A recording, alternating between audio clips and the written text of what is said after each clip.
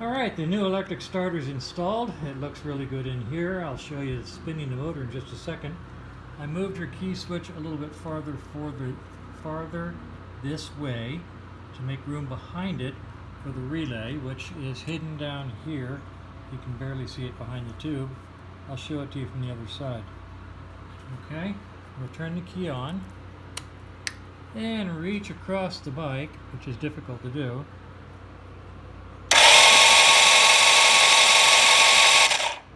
And there you go, that's how it kicks over. There's no compression, I've got the spark plugs out.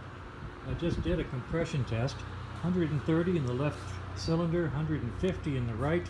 That is outrageously beautiful. Okay, and here, hidden down in here, is the starter relay behind the cylinders, and there is the starter itself. So, installed, I'm going to get it, see if it'll start pretty quick.